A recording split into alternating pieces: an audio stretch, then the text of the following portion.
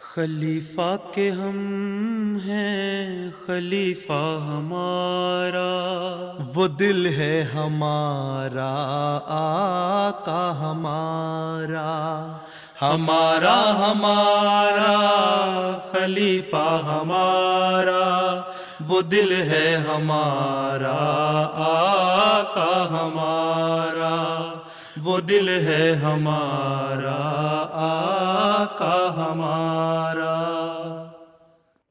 Assalamu alaikum et bienvenue à l'émission Cette semaine avec le Calife. Aujourd'hui, nous avons l'honneur de vous présenter les points forts d'une rencontre virtuelle entre Sa Sainteté le 5e Calife, qu'Allah soit son soutien, et des Waqifat et Naou de la Belgique le week-end dernier. السلام علیکم ورحمۃ اللہ۔ وعلیکم السلام ورحمۃ اللہ وبرکاتہ۔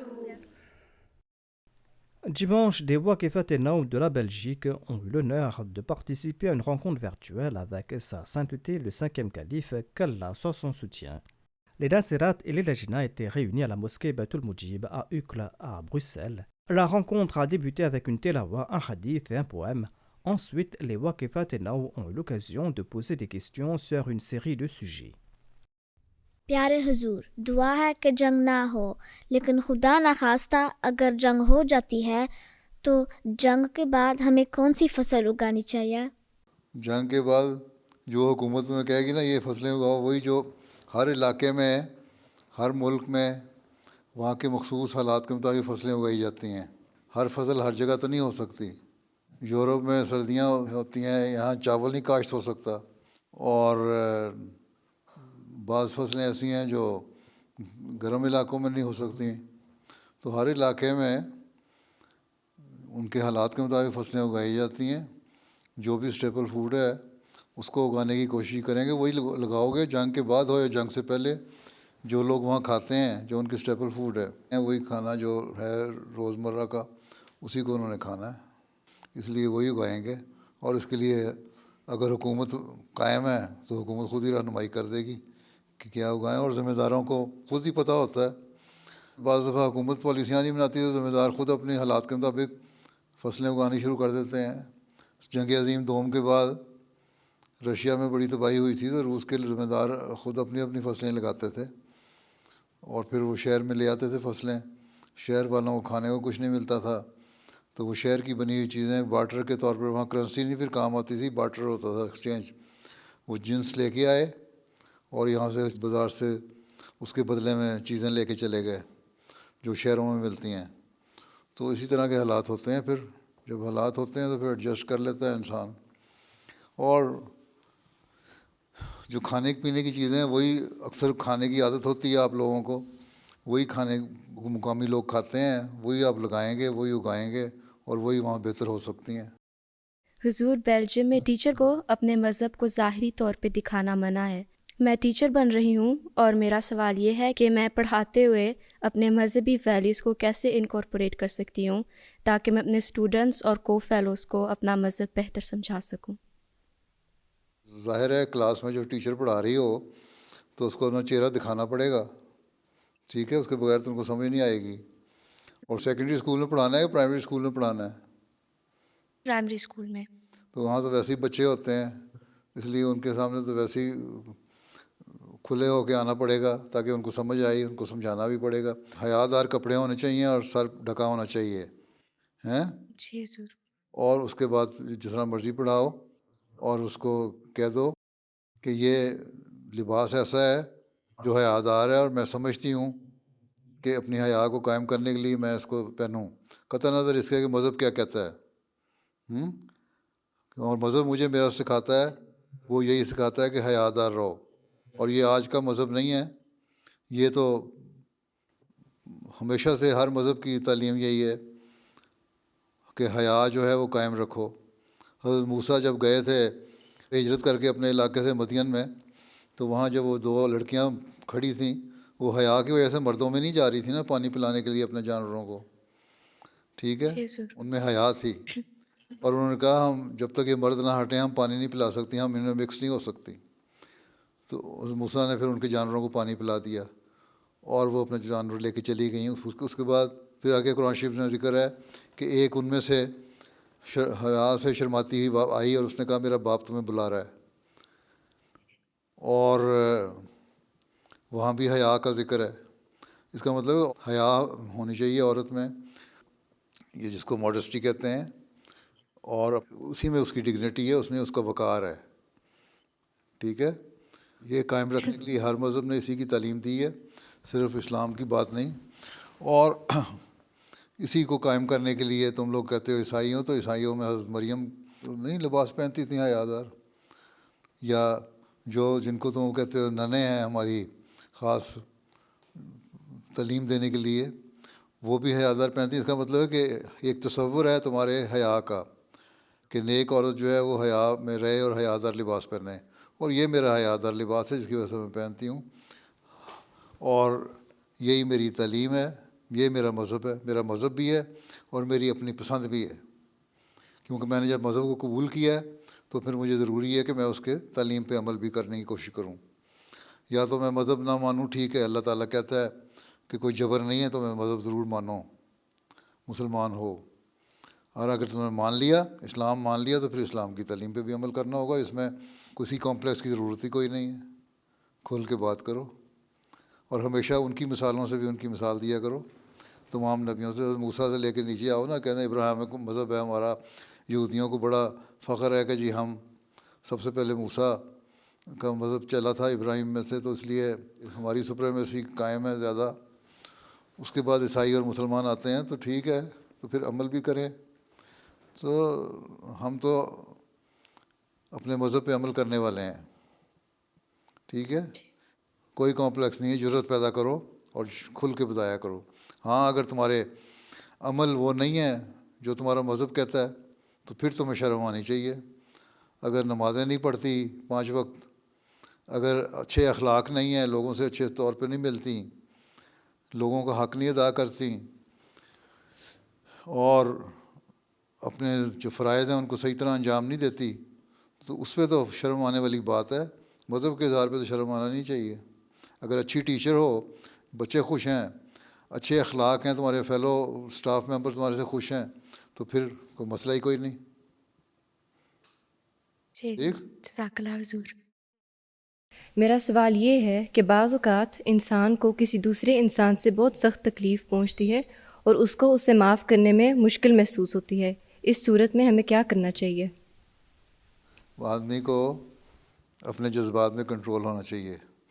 اگر اللہ سے تعلق ہے اور ایک احمدی مسلمان بچے کو شخص کو اللہ سے تعلق ہونا چاہیے، تو پھر اگر کوئی تکلیف پہنچاتا ہے تو اس کو پیار سے سمجھاؤ کہ یہ تم نے بات غلط کی ہے۔ اگر پھر بھی وہ ضد کرے تو پھر اس جگہ سے علیحدہ ہو جاؤ۔ اور پھر جہاں تک معاف کرنے کا سوال ہے، تو اگر دیکھ لو کہ بھی اس کی اصلاح ہو گئی ہے تو پھر معاف کرو، پھر دل میں کینہ نہ رکھو جتنی مرضی کسی نے تکلیف پہنچائی ہو۔ اور اگر کوئی اپنی اصلاح نہیں کرتا تو پھر بہتر ہے کہ اس سے اپنا فاصلہ رکھو، ڈسٹنس رکھو، اور اپنے اچھے سہیلیوں میں، اچھے دوستوں میں بیٹھ کے رہو، ٹھیک ہے؟ جی ٹھیک ہے۔ ہاں، اصل چیز گناہ یہ ہے کہ دل میں اس کی تکلیف کا جو اس نے پہنچائی ہے احساس کر کے پھر اس کو نقصان پہنچانے کی کوشش کرنا۔ جو ہمدرد انسان ہے، جب ہم نعرہ لگاتے ہیں کہ نفرت کسی سے نہیں، تو نفرت کسی سے نہیں کا مطلب یہ ہے کہ ہمیں دل میں اس سے نفرت نہیں ہے، اس کے عمل سے نفرت ہے۔ جو اس نے بات کی ہے اس سے نفرت ہے، جو اس کے عمل ہیں ان سے نفرت ہے، اور اس کی اصلاح کرنے کی ہم نے کوشش کرنی ہے، اس لیے کہ حضرت صلی اللہ علیہ وسلم نے فرمایا کہ مسلمان کا بھائی ہے، اور ایک دوسرے سے ہمدردی کرو اور ایک دوسرے کو فائدہ پہنچاؤ۔ تو ہم نے اس کو فائدہ پہنچانے کے لیے اور اس کو گناہ سے بچانے کے لیے کوشش کرنی ہے کہ وہ بچ جائے، اس کو سمجھایا جائے، نہیں تو اس کے لیے دعا کی جائے۔ ہاں اگر وہ ایسا ہی بد اخلاق ہے کہ مستقل تمہارے اعصاب پہ سوار ہو گیا ہے تو اس کی مجلس چھوڑ دو، اس سے فاصلہ کر لو، لیکن پھر بھی دعا کرتے رہو اس کے لیے۔ ٹھیک ہے، جزاک اللہ حضور۔ قرآن کریم میں وعدہ ہے کہ مقدس زمین راست بازوں اور نیک لوگوں کو ملے گی۔ میرا سوال یہ ہے کہ اس وقت فلسطین کے لوگوں پر بہت ظلم ہو رہا ہے، حضور کے خیال میں کب تک یہ زمین راست باز اور نیک لوگوں کو ملے گی اور حقیقی امن قائم ہوگا؟ جب لوگ راست باز ہو جائیں گے، عبادت صالحین بن جائیں گے تو ہو جائے گا۔ اگر احمدی بڑی تعداد میں ہو جائیں تو سورہ بنی اسرائیل میں پڑھو نا، اگر پہلا رکوع، تو اس میں بھی اس بات کے لکھا ہوا ہے، تفسیر رکھی ہوئی ہے، ٹھیک ہے۔ اور یہی تھا، اللہ تعالیٰ نے کہا تھا کہ ان کو یہودیوں کو زمین 2 دفعہ ملے گی۔ پہلی دفعہ ملے گی، پھر یہ لوگ بےہودہ حرکتیں کریں گے، بغاوت کریں گے، اللہ تعالیٰ کے حکموں سے پرے ہٹ جائیں گے، ظلم کریں گے، تو ان سے زمین چھین جائے گی۔ اور وہ زمین چھینی گئی پرانے زمانے میں، ایک بادشاہ نے اس کو چھین لیا۔ پھر ان کو دوبارہ اللہ تعالیٰ نے ان کو وہاں آباد کر دیا، دوبارہ آباد اس طرح کر دیا کہ یہودیوں کو اس طرح نہیں ملی، لیکن رومن امپائر کے ذریعے سے وہاں مل گئی۔ براہ راست تو نہیں ملی، وہاں عیسائی بھی تھے، ان میں یہودی بھی تھے رومن امپائر میں، اور وہ توریت کو ماننے والے تھے۔ اس کے بعد پھر ان سے نکل گئی زمین، پھر مسلمانوں کے قبضے میں آ گئی، پھر دوبارہ ان کو مل گئی۔ اب اگر اس کا مطلب یہ ہے کہ مسلمانوں میں بھی عبادت صالحین پیدا ہونے والے ہیں، اس لیے پہلے تو ہمیں اپنے آپ کو اللہ تعالیٰ کے ایسا بندے بنانا چاہیے جو اللہ تعالیٰ کی نظر میں صالحین ہوں۔ اپنے آپ خود نہ ہم سمجھیں کہ ہم تقویٰ پہ چلنے والے ہیں، بہت نیک ہیں، ہم نے لا الہ الا اللہ محمد رسول اللہ پڑھ لیا تو ہمارا حق بن گیا کہ اب ہر چیز جو اللہ تعالیٰ نے کہا ہمیں ملے۔ اللہ تعالیٰ کے وعدے ہمارے سے بھی اس وقت ہیں جب تک ہم نیک عمل کریں گے، اللہ تعالیٰ کے حق ادا کریں گے، اللہ تعالیٰ کے بندوں کے حق ادا کریں گے، اور جو اس کے حکم ہے اس کے اوپر عمل کرنے کی کوشش کریں گے۔ تو اس زمانے میں حضرت مسیح موعود علیہ السلام کو اللہ تعالیٰ نے اس لیے بھیجا تھا کہ وہ اسلام کی تعلیم جو آن حضرت صلی اللہ علیہ وسلم لائے تھے اس کو یہ مسلمان بھول بیٹھے ہیں اور اس پہ عمل نہیں کر رہے، اس کو صحیح طرح لوگوں کے سامنے پیش کیا جائے اور ان کو بتایا جائے کہ تم لوگ اسلام کی صحیح تعلیم پہ عمل کرو اور ایک جماعت قائم کرو، کہ یہ حضرت مسیح علیہ السلام کے ذریعے سے اللہ تعالیٰ نے، اور اس کی پیش گوئی قرآن شریف میں بھی فرما دی سورہ جمعہ میں، اور آن حضرت صلی اللہ علیہ وسلم کے ذریعے سے حدیث میں بھی فرما دی مسیح اور مہدی کے زمانے کے آنے کی۔ اب اگر دوبارہ حکومت ملی اور وہ ظلم کر رہے ہیں تو یہ تو ٹھیک ہے، وعدہ ہے اللہ تعالیٰ کہ ان سے حکومت چھن جائے گی، کب یہ اللہ تعالیٰ بہتر جانتا ہے، اور کب عبادت صالحین پیدا ہوں گے، اور عبادت صالحین ہم میں سے جب ہوں گے تو ہمیں وہ ملے گی۔ اور عبادت صالحین کا مطلب یہ ہے کہ ان دعائیں کرنے والے اور نیک عمل کرنے والے لوگ ہوں گے، تلواروں کے ذریعے سے نہیں ملے گی۔ حضرت مسیح علیہ السلام کے آنے کے بعد آپ نے جنگ اور جدال جو ہے وہ آپ نے آن صلی اللہ علیہ وسلم کی پیش گوئی کے مطابق، حدیث کے مطابق بند کر دی۔ اس کا مطلب ہے کہ ہم لوگوں کو دعاؤں کی طرف زیادہ توجہ دینی چاہیے۔ ہم دعا کریں گے، اپنے عمل نیک کریں گے، اللہ تعالیٰ کا حق ادا کریں گے، اس کے بندوں کا حق ادا کریں گے، تو پھر ان ظالموں سے بھی ہمیں نجات مل جائے گی۔ تو فلسطینیوں کو بھی اور عربوں کو بھی اور مسلمانوں کو بھی ہمیں سب کو سوچنا ہوگا کہ عبادت صالحین کس طرح بننا ہے، اور زمانے کے امام کو مان کے اس کی پیچھے چلنے سے بننا ہے، یا کم از کم اتنی حالت پیدا کر لیں کہ اللہ تعالیٰ کو ہمارے عمل پسند آنے لگ جائیں، تو زمین واپس ملے گی۔ لیکن یہ جو ظلم کر رہے ہیں یہ تو ظاہر ہے کہ ان سے ایک وقت میں چھن جائے گی زمین، کب چھنے گی یہ اللہ بہتر جانتا ہے۔ اور پھر جو نیک لوگ ہوں گے ان کو ملے گی، اور نیک لوگ وہی ہوں گے جو اللہ کا حق ادا کرنے والے ہوں گے۔ اور اس زمانے میں سمجھتا ہوں کہ ان میں سے زیادہ اکثریت ہوگی جنہوں نے حضرت مسیح علیہ السلام کو مانا ہے۔ ٹھیک، یہ ظلم جو ہو رہا ہے فلسطینیوں پہ، یہ ظلم ان کو لے بیٹھے گا، یہ تو میں ان کو مختلف ذریعے سے کئی دفعہ پیغام بھیج چکا ہوں۔ زبور میں بھی لکھا ہے یہ بات، اور زبور کی باتیں ہی ہیں جو سورہ انبیاء میں بیان کی گئی ہیں، اور اس کی تفسیر اگر پڑھنی ہے تو میں اردو پڑھنی آتی ہے، تفسیر کبیر میں پڑھ لو، سورہ انبیاء میں بھی، اور بنی اسرائیل کا جو پہلا رکوع ہے اس میں 2 آیتیں ہیں، وہ اس میں تفصیل سے تمہیں پتہ لگ جائے گا، اور اس میں بائبل کے حوالے بھی تمہیں مل جائیں گے کہ بائبل نے کیا کہا تھا یہودیوں کو، ہیں؟ ٹھیک ہے جی، کیونکہ اس وقت تو وقت نہیں، لمبا بیان ہے وہ، اور دونوں حصے پڑھ لینا، سورہ بنی اسرائیل کا پہلا رکوع اور سورہ انبیاء کا یہ، اور اتفاق سے دونوں آیتیں جو ہیں اس کی 2 آیتیں اور اس میں ایک آیت ان کی تفسیر حضرت مسلم موعود نے بڑی اچھی کی ہوئی ہے. بلکہ لجنہ کو چاہیے اس کی نکال کے آیتیں، بلکہ جماعتی طور پہ بھی ان دونوں آیتوں کا بنی اسرائیل کی اور سورہ انبیاء کی آیت جو ہے تفسیر نکال کے تو چاہیے کہ تقسیم کریں لوگوں میں. آج کل کے حالات کے مطابق بڑی کنٹمپریری ہے، یہ انگلش اردو میں دونوں میں مل جائے گی. میرا سوال یہ ہے کہ جن بچوں کے ماں باپ چھوٹی عمر میں فوت ہو جاتے ہیں تو خدا تعالیٰ ان بچوں کو آزمائش میں کیوں ڈالتا ہے؟ کہ ہمیں کیا پتہ اللہ تعالیٰ ان کو کس طرح اور انعام بخشتا ہے. ہر بچہ تمہارے پاس تو نہیں آتا بتانے کے لیے کہ مجھے اللہ تعالیٰ نے کتنا انعام دیے. اللہ تعالیٰ کا قانون قدرت ہے، اگر کوئی بیمار ہوتا ہے، بخار ہوتا ہے یا ایکسیڈنٹ ہوتا ہے یا کوئی اور وجہ بنتی ہے، ایک دن تو انسان نے مرنا ہے، تو وہ وجہ بن جاتی ہے. اور اکثر جو ہے اس طرح کے حادثاتی باتیں ہوتی ہیں اس میں عموماً انسانوں کی غلطیاں ہوتی ہیں.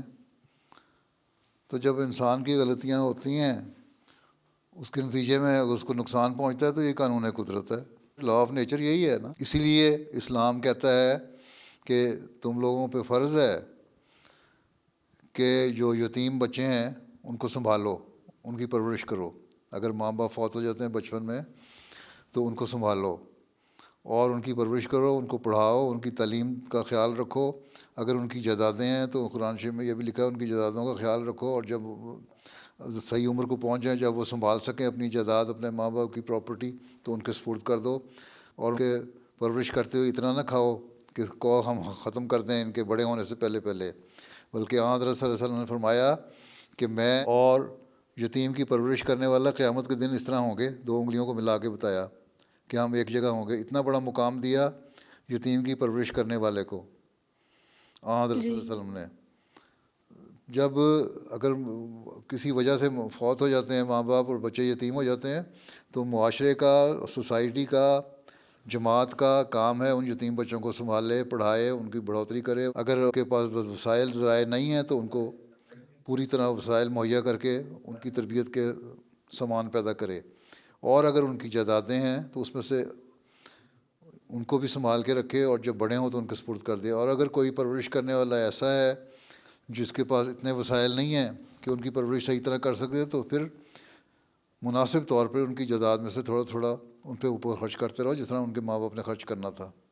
اور پھر جب وہ بڑے ہو جائیں تو ان کے سپرد کر دو. یہی ہمیں حکم ہے اللہ تعالیٰ کا. اور یتیم کو پالنے کی اہمیت اتنی زیادہ ہے کہ قرآن شریف میں کئی جگہ اس کا حکم ہے کہ یتیم کی پرورش کرو، اس کو سنبھالو. اور حضرت صلی اللہ علیہ وسلم نے فرمایا کہ میں اور وہ اس طرح ہوں گے قیامت کے دن جس طرح 2 انگلیاں ہوتی ہیں. تو یہ مقام ملتا ہے. تو اس کو بالکل ہی ہم نے چھوڑ نہیں دیا جس کے ماں باپ فوت ہو گئے بچے کو، بلکہ اسلام نے بڑی سخت ڈیوٹی لگا دی اللہ تعالیٰ نے اس کی کہ ایسے بچے جو ماں باپ کے بغیر ہیں ان کی پرورش کرنا تمہارا فرض ہے اور تمہیں اس کا ثواب ہے، اور اگر نہیں کرتے تو تمہیں اس کا گناہ ہے. جی پیارے حضور. ٹھیک ہے. تو اسلام نے جزاکم اللہ. ایک قانون قدرت کے تحت اگر وہ مر جاتے ہیں، فوت ہو جاتے ہیں، تو ان کی نسل کو سنبھالنا ہمارا کام ہے. اس لیے جماعت احمدیہ میں یتامہ فنڈ بھی قائم ہے اور اس کے لیے ہم یتیموں کو سنبھالتے ہیں، خرچ دیتے ہیں، پڑھاتے ہیں. اور دارالیتامہ بھی بنایا ہوا ہے، یہاں بھی بنایا ہے، افریقہ میں بھی اور ملکوں میں بھی. تو اسی لیے تاکہ یتیموں کی بہتر پرورش ہو اور ان کو اچھی طرح پالا جائے. ٹھیک ہے. جزاک اللہ حضور. میرا سوال یہ ہے کہ اجتماعات اور تعلیمی کیریئر کے دوران بعض اوقات ہم اپنا ٹارگٹ پورا نہیں کر پاتے. ایسے صورتحال میں جب ہم ڈسکریج ہو رہے ہوں تو ہمیں اسے کیسے ڈیل کرنا چاہیے؟ کیا ٹارگٹ ہے آپ لوگوں کا؟ حاضری پوری نہیں ہے مجالس کی؟ جی یہ بھی. اور یا ان کا تعلیمی معیار پورا نہیں ہے، جو انہوں نے پڑھنا چاہیے تھا وہ نہیں ہے. تو ہمارے کام تو کوشش کرنا ہے، ان کو سمجھاتے رہیں. باقی جہاں تک اپنا تعلیمی کیریئر کا سوال ہے وہاں محنت کریں اور دعا کریں. اللہ تعالیٰ جس فیلڈ میں بھی آپ پڑھ رہے ہیں اس کو سمجھنے کی بھی توفیق دے اور زیادہ محنت کرنے کی بھی توفیق دے. تو ڈسکریج ہونے کا تو سوال ہی کوئی نہیں. دعا کرو اور محنت کرو. پھر بھی نہیں اچھے نمبر آتے تو پھر اللہ کی رضا پہ راضی ہو جاؤ. تم نے جو اپنی کوشش کرنی تھی کر لو پہلے، ٹھیک ہے؟ جی حضور. میرا سوال یہ ہے کہ ہم موبائل فون ایڈکشن سے کس طرح بچ سکتے ہیں؟ بات یہ ہے کہ ایڈکشن نہیں ہونی چاہیے کسی بھی چیز کی. ہر چیز کی ایڈکشن سے اللہ تعالیٰ نے منع فرمایا ہے، ٹھیک ہے؟ ہاں ایڈکشن اگر کرنی ہے تو اللہ تعالیٰ کی محبت کی ایڈکشن ہونی چاہیے، دین کی خدمت کی ہونی چاہیے. 5 نمازیں پڑھو، اس میں توجہ سے پڑھو، یہ تمہاری ایڈکشن ہونی چاہیے کہ میں نے توجہ سے نماز پڑھنی ہے. تم وہ نماز تو ٹھٹ سے جلدی پڑھ لیتے ہو، اگر ماں باپ نے کہہ دیا کہ نماز پڑھو، اور اس کے بعد فون کھولتے ہو، سیل فون یا آئی پیڈ یا اینڈرائڈ جو بھی ہوتا ہے تمہارے پاس، ٹیبلٹ وغیرہ، اس کو کھول کے اس پہ فوری دیکھنے لگ جاتے ہو، یا ٹی وی کے اوپر بیٹھ جاتے ہو. اب تو ٹی وی کے اوپر بھی یوٹیوب پہ سب کچھ آ جاتا ہے ہیں، اس میں دیکھنے لگ جاتے ہو. تو یہ چیزیں جو ہیں، یہ چیزیں غلط ہیں. نماز کو وقت پہ ادا کرو اور اچھی طرح ادا کرو. قرآن شریف پڑھو، اچھی طرح پڑھو. وقفات 9 کا تو خاص طور پہ فرض ہے. وقفات 9 نے اپنے آپ کو وقف کیا ماں باپ نے اس لیے کہ وہ دین کی خدمت کریں گی. 15 سال کے بعد آپ لوگ کریں گی وقف، تو اس بات پہ کہ ہم اس کو رینیو کرتے ہیں اپنے بانڈ کو، 21 سال کی عمر میں جا کے دوبارہ رینیو کریں گی. تو اس لیے تاکہ ہم دین کی خادمہ بنیں، اور دین کی خادمہ بننے کے لیے اللہ سے تعلق پیدا کرنا ضروری ہے. پہلی بات، اللہ سے تعلق پیدا کرنے کے لیے نمازیں اچھی طرح پڑھنا ضروری ہے، ٹھیک. پھر قرآن شریف پڑھنا ضروری ہے، قرآن شریف کو سمجھنا ضروری ہے، اور جب سمجھو گی تو اس کی تعلیم پر تم عمل کرنے کی بھی کوشش کرو گی. اچھے اخلاق ہونے چاہیے، ٹھیک ہے. یہ ساری باتیں جب کرو گی تو پھر تمہارے سے تھوڑا سا وقت ملے گا موبائل فون دیکھنے کا. موبائل فون دیکھنے کا جب وقت ملے تو اس میں اچھی اچھی چیزیں دیکھو. آج کل تو انتہائی فضول قسم کی، لغو قسم کی بھی، بےہودہ قسم کی چیزیں آ جاتی ہیں موبائل فونوں پہ ہیں. اس سے بچنے کی کوشش کرنی چاہیے. نظر علیحدہ خراب ہوتی ہے بچوں کی. تو کہتے ہیں 14-15 سال تک تو بچوں کو ویسے ہی 1 گھنٹے سے زیادہ اسکرین پہ نہیں بیٹھنا چاہیے. اب تو اسکولوں میں بھی اسکرین پہ بٹھا دیتے ہیں، گھر آ کے بھی اسکرین پہ بیٹھتے ہیں تو کئی گھنٹے لگ جاتے ہیں، نظریں خراب ہو جاتی ہیں. ہر ایک کے اینکیں لگی ہوتی ہیں. تم بڑی خوش قسمت ہو، تمہاری اینک نہیں لگی ہوئی. اس لیے ان چیزوں سے بچنا چاہیے، ٹھیک ہے. جی چلو. جزاک اللہ. میرا سوال یہ ہے کہ ہم کیسے اپنے نفس سے لڑ کر خدا کی رضا میں راضی ہو سکتے ہیں؟ اللہ تعالیٰ پہ ایمان پیدا کرو نا پہلے تو. اللہ پہ تمہیں یقین ہے کہ اللہ تعالیٰ ہے؟ جی. ہے؟ نماز پڑھتی ہو؟ جی. کبھی تمہاری نماز میں دعا قبول ہوئی ہے یا ویسے؟ ہاں جی. اور کبھی اللہ تعالیٰ نے تمہیں تمہاری خواہش کے مطابق تمہاری خواہش پوری کی ہے؟ تمہیں یقین ہو کہ یہ چیز مجھے نہیں ملنی، اور پھر اچانک ایسے سامان پیدا ہو جائیں کہ مل جائے. کو بہت سارے واقعات میں سناتا ہوں، چندوں کے بارے میں بھی، اور بچوں کے اس میں بھی ہوتے ہیں واقعات کہ ہمیں پتہ ہی نہیں ہوتا تھا، ہم نے چندہ دیا یا ہم نے فلاں ایک کام کیا تو اللہ میاں نے ہمیں اس طرح نوازا. تمہارے ساتھ بھی ہوا ہوگا نا اس طرح؟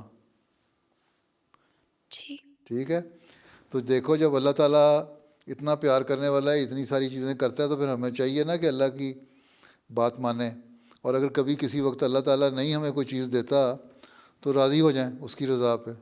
ہر وقت اپنی بات نہ مانی جائیں، سیلفش نہ بنیں ہم کہ ہم نہیں اپنی بات مانی. اللہ تعالیٰ ہمارا کوئی نوکر تو نہیں ہے، وہ تو مالک ہے نا. وہ ہمیں پیدا کرنے والا بھی ہے، وہ مالک بھی ہے، ہمارا نوکر نہیں ہے اللہ میاں. اس لیے جب وہ چاہتا ہے کہ کیا چیز میرے بندے کے فائدے کے لیے اور کیا میں نے اس کو دینی ہے کیا نہیں دینی، کبھی تو اس لیے نہیں دیتا کہ اس کا نقصان ہو سکتا ہے، بندے کو نہیں پتہ اس کے نتائج کا. کبھی اس لیے نہیں دیتا کہ میں دیکھوں بندہ میرا پھر بھی شکر ادا کرتا ہے کہ نہیں. ٹھیک ہے. کوشش کرو کہ اللہ میاں جب مجھے اتنی اچھی اچھی چیزیں دے رہا ہے تو اگر ایک دفعہ میری بات نہیں مانی یا بعض چیزیں مجھے نہیں دیں تو میں راضی ہونا چاہیے اللہ کی رضا پہ. ایک واقعہ ہے، ایک بادشاہ تھا، اس کے دربار میں ایک آدمی تھا، اس کا بہت بادشاہ کا چہیتا تھا اور بادشاہ کی ہر بات مانا کرتا تھا. ایک دن گاؤں سے کسی سے بادشاہ کے لیے ایک تحفہ لے کے آیا، کوئی پھل، اور بادشاہ نے بندے کو پہلے کہا کہ تم کھاؤ، جو اس بادشاہ کا بہت پیارا تھا. اس بندے نے کھایا بادشاہ نے کاٹ کے اس کو دیا تھا، خربوزے کی طرح کی چیز تھی. اس نے اس کی تعریف کی، بڑا اچھا ہے، بڑا اچھا ہے، بڑا اچھا ہے. تو بادشاہ نے سمجھا کہ بڑا اچھا ہے، تو بادشاہ نے خود بھی اس کا ایک لقمہ جب منہ میں ڈالا تو بڑا کڑوا تھا. بادشاہ نے بڑا غصے ہوا اس کے، تم نے اتنا کڑوا ہے اور تم کہہ رہے ہو بڑا اچھا ہے، اچھا ہے، اس میں کیا اچھائی ہے؟ کہتا ہے بادشاہ سلامت، ساری عمر میں نے آپ سے فائدہ اٹھایا، آپ نے بہت ساری چیزیں مجھے دیں اچھی اچھی، اور مجھے فائدہ پہنچتا رہا، اور مجھے آپ نے انعامات بھی دیے. آج مجھے اگر آپ نے کڑوی چیز کھلا دی ہے، کوئی بری چیز دے دی ہے، تو اس کا مطلب میں ناشکرہ بن جاؤں اور اس کا آپ کو کہہ دوں کہ یہ کڑوی کڑوی ہے، مجھے کیا دے دیا؟ تو میں نے اس کو بھی اس لیے صبر سے کھا لیا تھا. تو اس طرح شکر گزاری ہونی چاہیے. یہ ایک مثال ہے دنیا داروں کے لیے کہ صبر کرو. اچھی اچھی چیزیں جب اللہ میاں دیتا ہے اس کا شکر کرتے ہو نا، تو کبھی اللہ تعالیٰ جب امتحان لیتا ہے تو اس پر بھی اس کا شکر کرو، اور اللہ تعالیٰ سے کہو اللہ تعالیٰ مزید امتحان میں نہ ڈالے. اور پھر جب شکر گزاری کرو گے، اللہ کہتا ہے جب تم شکر کرو گے تو میں اپنے انعامات کو اور بڑھاؤں گا. ٹھیک ہے، شکر کی عادت ڈالو. اللہ تعالیٰ سورۃ البقرہ آیت 272 میں فرماتا ہے، تم اگر صدقات کو ظاہر کرو تو یہ بھی عمدہ بات ہے، اور اگر تم انہیں چھپاؤ اور انہیں حاجت مندوں کو دو تو یہ تمہارے لیے بہتر ہے. پیارے حضور، میرا سوال یہ ہے کہ صدقات کو ظاہر کرتے ہوئے دینے میں کیا حکمت ہے؟ اللہ تعالیٰ نے کہا لوگ بعض دفعہ صرف دکھاوے کے لیے دیتے ہیں، چندہ یا صدقہ یا کسی غریب کی مدد کرتے ہیں، لوگوں کو پتہ لگے گا ہم بہت جینرس ہیں، ہم بہت لوگوں کو دینے والے ہیں، تو اس لیے ایسے لوگوں کو کہ تم چھپا کے دو. ٹھیک ہے، خاموشی سے دو تو زیادہ اچھی بات ہے. بعض لوگ اتنی خاموشی سے دیتے ہیں کہ دوسرے کو پتہ بھی نہیں لگتا. بعض دفعہ بعض معاملات میں دوسرے کو تاریخ پیدا ہوتی ہے چندہ دینے سے. تم نے چندہ دیا مثلا یا صدقہ دیا اور یا کسی غریب کی مدد کی، یتامہ فنڈ ہے اس میں پیسے دیے، جس طرح ابھی ذکر کیا تھا میں نے، تو یتیموں کی مدد کی، تو دوسروں کو بھی خیال پیدا ہوگا، تاریخ پیدا ہوگی کہ ہم بھی دیں. تو تمہارے ظاہر ہو کے دینے سے دوسرے کے اندر نیکی پیدا ہوتی ہے. اگر تم کسی کو صدقہ دیتے ہو، چیریٹی دیتے ہو نا، تو جو تمہاری سہیلی ہے اس کو بھی خیال پیدا ہوگا کہ میری سہیلی نے دیا تو میں بھی دوں. اگر تم چھپ کے دیتی تو اس کو پتہ نہ لگتا. تم نے ظاہر جب دیا تو اس کو پتہ لگ گیا، تو اس نے بھی دیا، اس کو بھی ثواب ہو گیا. تو اس طرح نیکی کی تعریف کرنے کے لیے دینا اچھا ہے. اگر صرف یہ دکھاوے کے لیے ظاہر کرنا ہے تو وہ منع ہے. لیکن اگر اس لیے ظاہر کرنا ہے کہ دوسرے کو نیکی کی تعریف پیدا ہو جائے، میری وجہ سے دوسرے بھی نیک کام کریں، تو یہ اچھی بات ہے. اللہ تعالیٰ کو یہ پسند ہے، اس لیے فرمایا کہ ظاہر کر کے دو تو یہ بھی تمہارے لیے اچھا ہے. اس لیے میں بہت سارے واقعات چندوں کے سناتا رہتا ہوں نا لوگوں کے. وہ اس لیے سناتا ہوں کہ لوگوں کے یہ واقعات سن کے دوسروں کو بھی تاریخ پیدا ہو کہ انہوں نے اگر چندہ دیا اور ان پہ اللہ کا فضل ہوا تو ہم بھی چندہ دیں، ہم پہ بھی اللہ تعالیٰ فضل کرے ہیں. یا صدقہ دیں یا خیرات دیں یا یتیموں کے لیے دیں یا مریضوں کے لیے دیں یا اور کسی کی مدد کے لیے دیں، کسی چیریٹی میں دیں. تو جب ہم اس طرح دیتے ہیں تو دوسروں کو بھی تاریخ پیدا ہوتی ہے، دوسروں کو بھی خیال پیدا ہوتا ہے کہ ہم بھی اس نیکی میں حصہ لیں. اس لیے یہ حکمت ہے کہ بتا کے بھی دینا چاہیے تاکہ دوسروں کو نیکی کی تاریخ پیدا ہو. لیکن اگر دینے والا اس نیت سے دے رہا ہے میری تعریف ہو تو وہ غلط ہے. ٹھیک ہے جی ٹھیک ہے، جزاک اللہ حضور. ٹھیک ہے، السلام علیکم. اللہ حافظ. السلام علیکم ورحمۃ اللہ. وعلیکم السلام ورحمۃ اللہ. C'était là les points forts d'une rencontre virtuelle qui a eu lieu le week-end dernier. Nous terminons maintenant par le résumé du sermon du vendredi. Dans son dernier sermon du vendredi, Sa Sainteté le Calife a présenté plusieurs incidents à l'appui de la véracité du Messie promis alayhi salam. Vers la fin de son sermon, Sa Sainteté le Calife, qu'Allah soit son soutien, a réitéré son appel à prier en faveur du peuple palestinien. فلسطینیوں کے لیے بھی دعائیں کرتے رہیں، اللہ تعالیٰ انہیں اس ظلم سے نجات دے جو ان پر ہو رہا ہے.